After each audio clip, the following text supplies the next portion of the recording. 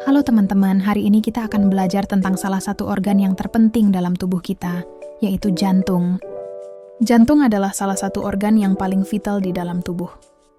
Organ ini mempunyai peran utama dalam memompa darah ke seluruh tubuh. Jantung terletak di antara paru-paru sedikit ke kiri pada rongga dada. Jantung memiliki berat sekitar 200 hingga 425 gram, dengan ukuran yang lebih besar sedikit dari ukuran kepalan tangan manusia. Sekarang kita akan masuk ke bagian anatomi jantung. Bagian utama jantung terdiri dari 4 ruang. 2 ruang di atas disebut serambi atau atrium, dan 2 ruang di bawah disebut bilik atau ventricle. Serambi yang terletak di bagian kanan atas disebut serambi kanan, sedangkan serambi yang terletak di bagian kiri atas disebut serambi kiri. Bilik yang terletak di bagian kanan bawah disebut bilik kanan, sedangkan bilik yang terletak di bagian kiri bawah disebut bilik kiri. Selain ruang, jantung juga memiliki pembuluh darah, antara lain ada aorta, arteri pulmonalis, dan pembuluh vena besar. Jantung terdiri dari 3 lapisan. Yang pertama adalah lapisan epikardium. Ini adalah lapisan dinding terluar jantung yang tersusun atas jaringan ikat dan lemak. Yang kedua adalah lapisan miokardium. Ini adalah lapisan dinding jantung. Kedua di bawah epikardium. Yang ketiga ada endokardium. Ini adalah lapisan jantung yang paling dalam yang bertemu dengan ruang jantung dan darah. Jantung juga memiliki 4 katup utama, yaitu ada katup trikuspid, katup mitral, katup pulmonal, dan katup aorta. Selanjutnya kita akan masuk ke bagian fisiologi jantung.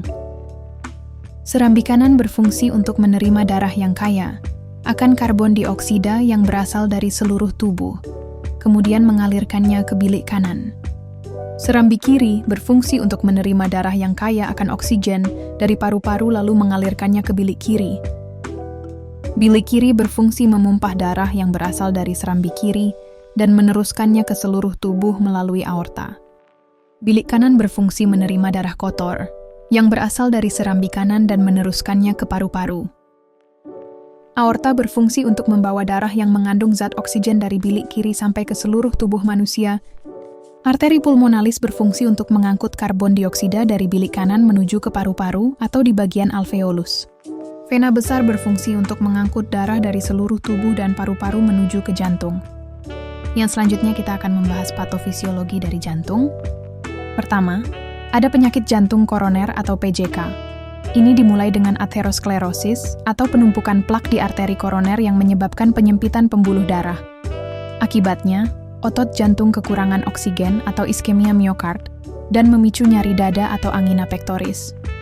Jika aliran darah terhenti total, terjadi infak miokard atau serangan jantung, menyebabkan kematian sel otot jantung. Yang kedua, ada gagal jantung. Terjadi ketika jantung tidak bisa memumpah darah yang cukup. Seringkali diawali dengan remodeling ventricle sebagai respon terhadap beban kerja berlebih.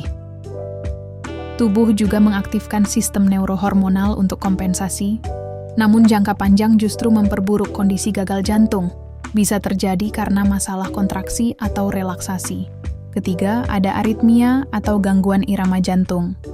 Ini disebabkan oleh masalah pada sistem listrik jantung, area otot jantung yang rusak, atau ketidakseimbangan elektrolit. Ini menyebabkan detak jantung terlalu cepat, terlalu lambat, atau tidak teratur dan mengganggu aliran darah. Yang keempat ada penyakit katup jantung.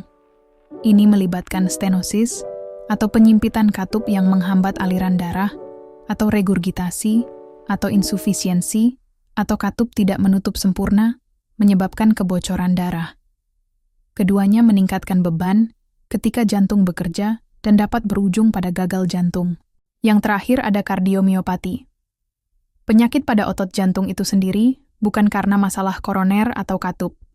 Bisa menyebabkan pelebaran, penebalan, atau kekakuan otot jantung mengganggu kemampuan pompa. Selanjutnya kita masuk ke contoh kasus pada penyakit jantung. Kita akan membahas 2 kasus terkait kesehatan jantung.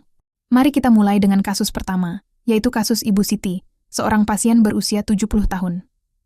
Berdasarkan riwayat kesehatannya, Ibu Siti menderita hipertensi atau tekanan darah tinggi sejak lama, dan sering merasa jantungnya berdebar-debar.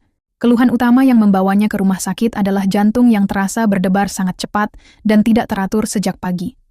Keluhan ini disertai dengan rasa lemas, sesak ringan, dan pusing. Dari hasil pemeriksaan fisik, didapatkan data sebagai berikut. Tekanan darah Ibu Siti adalah 130/85 mmHg. Nadinya tidak teratur, dengan frekuensi 120 kali per menit. Pernapasannya 22 kali per menit. Hasil pemeriksaan EKG menunjukkan adanya fibrilasi atrium atau FA. Ini ditandai dengan tidak terlihatnya gelombang P dan ritme jantung yang tidak teratur. Diagnosis yang kami tegakkan untuk Ibu Siti adalah aritmia jenis fibrilasi atrium, AF. Kondisi ini disebabkan oleh denyut jantung yang tidak teratur, yang berasal dari bilik atas jantung. Untuk penata laksanaannya, kami berikan beberapa terapi, yaitu obat pengontrol irama, seperti beta blocker atau digoxin, untuk membantu menstabilkan denyut jantungnya. Obat pengencer darah, seperti warfarin atau apixaban, untuk mencegah terjadinya stroke akibat gumpalan darah. Terkadang, jika diperlukan, kami akan melakukan kardioversi listrik untuk mengembalikan irama jantungnya kembali normal. Sebagai edukasi untuk Ibu Siti dan keluarganya, penting untuk selalu memastikan Ibu Siti minum obat secara teratur, rutin memeriksa denyut jantung dan tekanan darah, menghindari konsumsi kafein berlebihan dan stres, dan yang paling penting, selalu waspada terhadap tanda-tanda stroke, seperti bicara pelo, lemah satu sisi, atau penglihatan kabur. Baik, sekarang kita beralih ke kasus kedua, yaitu kasus adik Dina, seorang anak perempuan berusia 5 tahun. Menurut riwayat kesehatannya, adik Dina sejak bayi sering sakit-sakitan. Pertumbuhan berat badannya juga sulit naik, dan ia sering mengalami batuk pilek berkepanjangan. Keluhan utama yang disampaikan oleh orang tuanya adalah adik Dina mudah merasa lelah saat bermain. Napasnya cepat dan pendek, terutama setelah aktivitas fisik ringan. Orang tuanya juga sering mendengar bunyi desiran di dada Dina saat ia bernapas. Hasil pemeriksaan fisik menunjukkan beberapa poin penting. Pertumbuhan adik Dina terhambat, baik berat maupun tinggi badannya berada di bawah rata-rata usianya. Terdengar adanya murmur atau bising jantung di dadanya. Untungnya, tidak ditemukan adanya sianosis atau kebiruan pada bibir atau ujung jari. Diagnosis yang kami tegakkan adalah defek septum atrium, atrial septal defect ASD. Kondisi ini terjadi karena adanya lubang pada sekat yang memisahkan dua serambi jantung. Untuk penata laksanaannya, kami akan melakukan beberapa hal. Memberikan terapi obat untuk mengatasi gejala, seperti diuretik untuk mengurangi kelebihan cairan. Melakukan observasi berkala untuk memantau kondisi lubang tersebut. Jika diperlukan, kami akan menyarankan penutupan ASD menggunakan alat melalui kateterisasi jantung. Atau, jika ukuran lubang besar dan menimbulkan gejala signifikan, maka tindakan bedah jantung terbuka mungkin akan dipertimbangkan. Sebagai edukasi kepada orang tua, kami berpesan untuk rutin melakukan pemantauan dengan dokter spesialis jantung anak. Memperhatikan tanda-tanda darurat seperti sesak napas atau kebiruan. Melakukan pencegahan infeksi pernapasan. Dan kami akan memberikan penjelasan lebih rinci mengenai prosedur penutupan ASD jika memang diperlukan di kemudian hari. Rangkuman. Perhatikan gambar berikut. Gambar yang berwarna biru merupakan gambaran dari darah yang berasal dari seluruh tubuh, yang mengandung karbon dioksida atau CO2 dan dialirkan ke paru-paru. Sedangkan gambar yang berwarna merah menggambarkan darah yang berasal dari paru-paru yang mengandung oksigen atau O2 dan dialirkan ke seluruh tubuh. Itulah sedikit penjelasan tentang organ jantung. Nah, semoga bermanfaat dan terima kasih.